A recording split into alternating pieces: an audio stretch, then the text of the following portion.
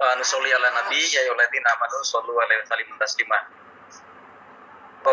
Yang pertama, terima kasih pada Ketua Umum Pengurus Besar Pergerakan Mahasiswa Islam Indonesia, sahabat Muhammad Abdullah Sukri, yang sudah memberikan kata sambutan dalam acara webinar yang diselenggarakan oleh Bidang Politik, Hukum, dan Hak Asasi Manusia PBB-MIE dengan mengangkat tajuk Indonesia dalam Samudra Oligarki.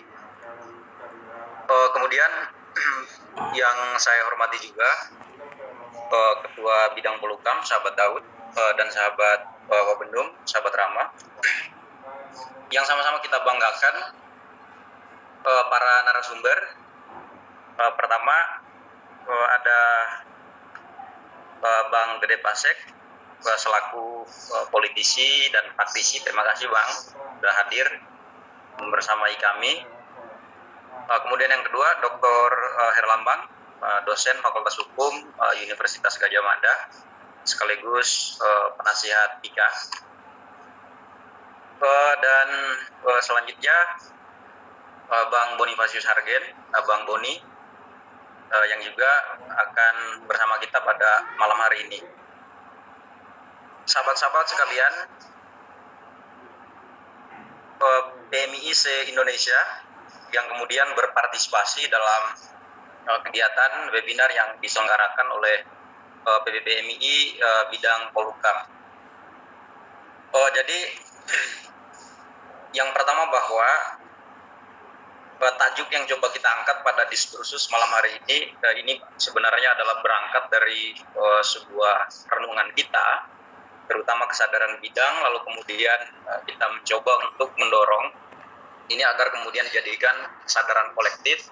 Tentu pergerakan mahasiswa Islam Indonesia mulai dari pengurus besar sampai kepada pengurus rayon.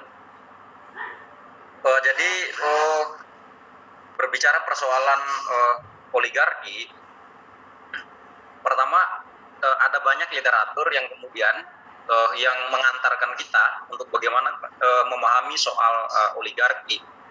Nah, sebut saja misalkan kajian oligarki yang kemudian yang kemudian ditulis secara bagus oleh Profesor Jeffrey Winters, oligark di tahun 2011. Itu memang dimulai sebenarnya perdebatan di abad pertengahan yang di mana masih terjadinya percampuran antara bagaimana kemudian di satu sisi kita memahami oligarki dan di lain sisi kita memahami soal elit. Nah, diskursus di dalamnya, nah, sehingga kemudian menjurus kita, apakah kemudian oligarki itu ya berbeda dengan elit, dan apakah selanjutnya bahwa oligarki itu bisa hidup berdampingan dengan demokrasi. Nah, pada intinya dalam pandangan Winter, dan kemudian bisa kita lacak juga di Fedi Hadis, Robinson, dan lain-lain yang soal oligarki, itu pada intinya bahwa bentuk pemerintahan di mana dikuasai oleh segelintir orang. Nah, tentu dia yang secara general punya basis sumber daya ekonomi, kemudian dia melakukan perkawinan silang. Kalau dalam teorinya Bang Boni Hargen, itu terjadinya kartelisasi oligarkis, terjadinya perkawinan silang antara oligarki yang menguasai basis ekonomi dan kemudian para kartel politik. Nah, tujuannya apa? Untuk pertama mempertahankan kekuasaan secara politik, dalam hal ini urusan negara. Lalu kemudian yang kedua berusaha untuk mempertahankan soal sumber daya ekonomi, ya bisnis dan lain hal sebagainya.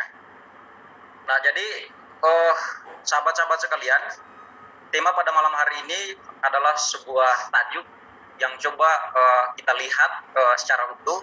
Akhir-akhir ini tanpa kita sadari bahwa Indonesia itu sedang dalam desain oligark.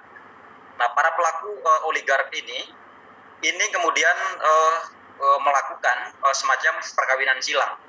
Nah, sebut saja itu pasca reformasi di Indonesia itu tidak ada yang namanya kekuatan tunggal.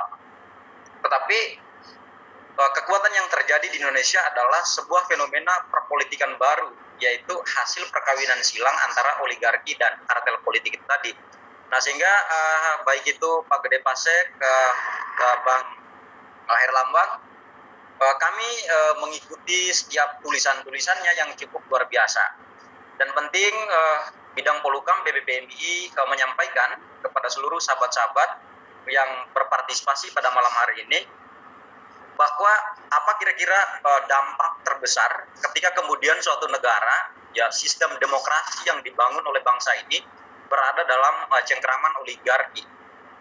Dampak paling konkretnya itu bisa kita lacak, dan ini pernah ditulis oleh Dr. Bambang, yaitu soal upaya pelemahan melalui revisi Undang-Undang KPK.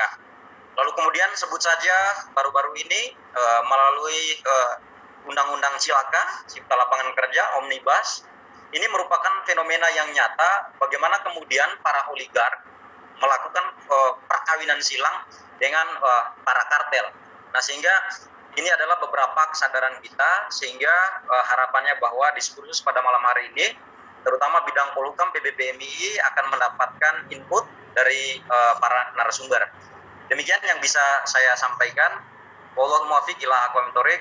Wassalamualaikum warahmatullahi wabarakatuh.